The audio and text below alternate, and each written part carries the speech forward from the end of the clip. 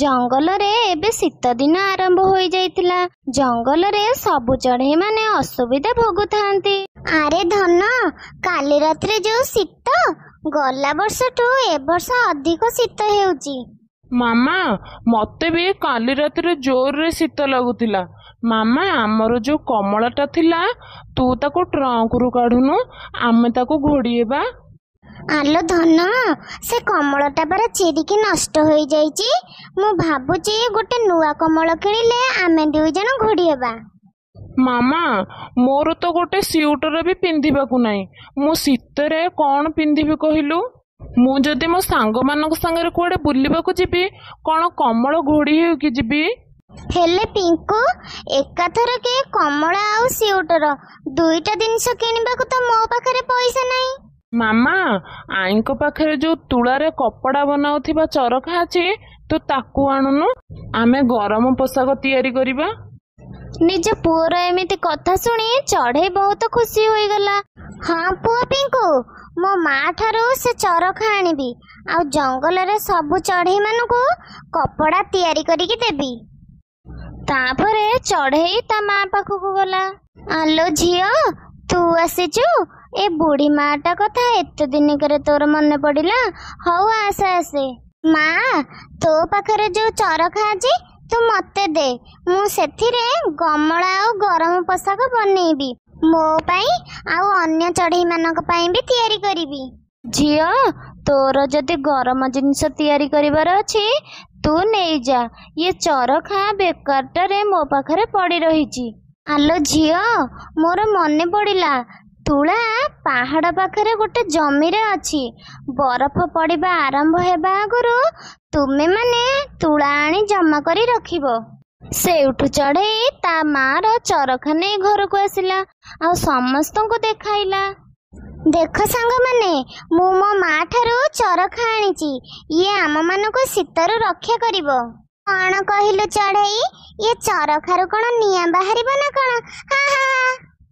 ନାଇଁ ନାଇଁ ଗୋରି, ଏ ଚରଖାରୁ ସିନା ନିଆଁ ବାହାରିବନି, କିନ୍ତୁ ଗରମ କପଡା ବୁଣିବାରେ ଇଏ ଆମକୁ ସାହାଯ୍ୟ କରିବ। ପାହାଡ ପାଖରେ ଗୋଟେ ଜମିରେ ତୁଳା ଅଛି।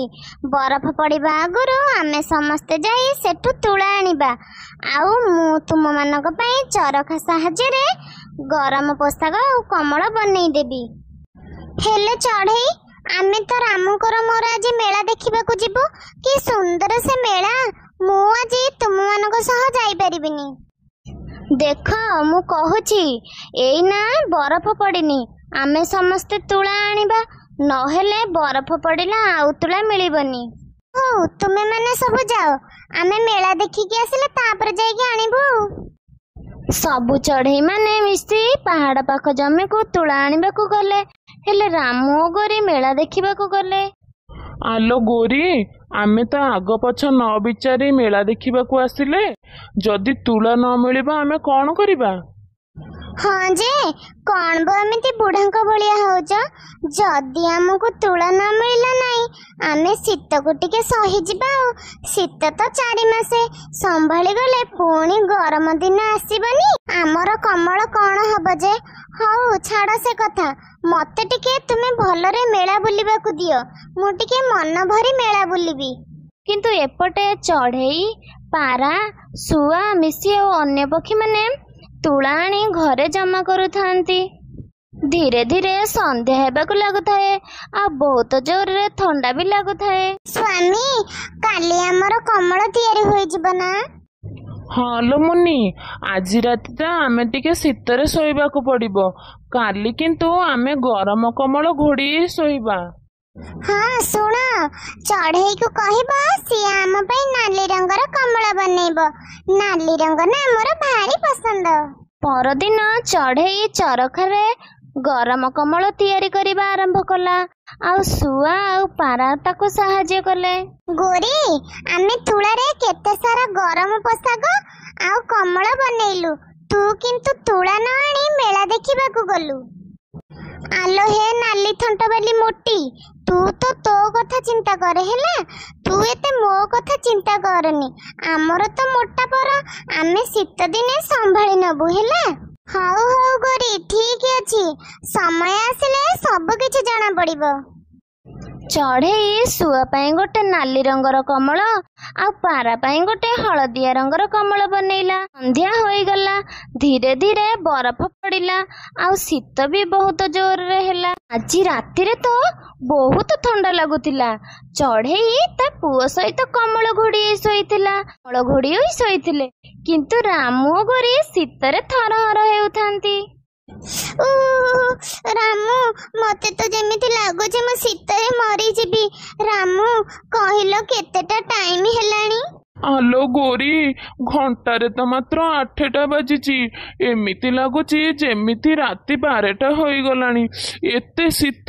ହେ ଭଗବାନ, ଏ ଶୀତ ଦିନେ କାହିଁକି ବଡ଼ ରାତି ହେଉଛି କେଜାଣି? ରାମୁ, ଆମେ କଣ ଏ ଶୀତରେ ଥରି ଥରି ମରିଯିବା ନା କଣ? ଚାଲ ଆମେ ଚଢ଼େଇ ପାଖକୁ ଯିବା, ସେ ଆମର କିଛି ସାହାଯ୍ୟ କରିବ। ତାପରେ ରାମୁ ଓ ଗୋରି ଦୁହେଁ ମିଶି ଚଢ଼େଇର ଘରକୁ ଗଲେ। କଣ ହେଲା ଗୋରି, ତୁମେ ମାନେ ଏତେ ରାତିରେ ଆସିଛ, ପୁଣି ଏତେ ଶୀତ ସମୟରେ? ଚଢ଼େଇ, ତୁ କିଛି ସାହାଯ୍ୟ କରେ, ନହେଲେ ଆମେ ଶୀତରେ ମରିଯିବୁ। ବାପରେ ବାପ, କି ଶୀତ! ଦେହ ମୁଣ୍ଡ ଖାଲି ଥରି ଯାଉଛି। ମୁଁ କଣ ତୁମକୁ ସାହାଯ୍ୟ କରିବି ଯେ? ତୁମକୁ ଯେତେବେଳେ କହିଲେ ତୁମେ ମୋ କଥା ଜମା ବି ମାନିଲନି, ଗଲ ମେଳା ବୁଲିବାକୁ। ଏବେ କଣ ମୁଁ କମଳ ତୁମକୁ ଦେଇଦେବି? ହଁ, ଗୋଟେ କଥା ଅଛି, ତୁମେ ଯଦି କାଲି ଯାଇକି ତୁଳା ଆଣିବ, ତାହେଲେ ମୁଁ ତମକୁ କମଳ ବନେଇକି ଦେବି। ସେଉଠୁ ରାମୁ ଓ ଗୋରି ଚାଲି ଆସିଲେ ଆଉ ରାତିରେ ଶୀତରେ ଥରି ଥରି ଶୋଇଲେ। ପରଦିନ ସକାଳୁ ସେମାନେ ପାହାଡ଼ ପାଖ ଜମି ପାଖକୁ ଗଲେ, କିନ୍ତୁ ସେଠି ଆଉ ତୁଳା ନଥିଲା। ସବୁ ବରଫ ପଡ଼ି ନଷ୍ଟ ହୋଇଯାଇଥିଲା। ଏହା ଦେଖି ରାମୁ ଓ ଗୋରି ସେଠାରୁ ନିରାଶ ହୋଇ ଫେରି ଆସିଲେ। ମୋର ପ୍ରିୟ ସାଙ୍ଗମାନେ, ଆମେ ଏ ଗପରୁ କଣ ଶିଖିଲେ? କି ଆମର ସବୁ କାମ ସମୟ ଆଗରୁ କରିଦେବା ଉଚିତ, ନଚେତ ସମୟ ଚାଲିଗଲେ ଆଉ ଥରେ କେବେ ବି ସମୟ ଫେରି ଆସିବନି।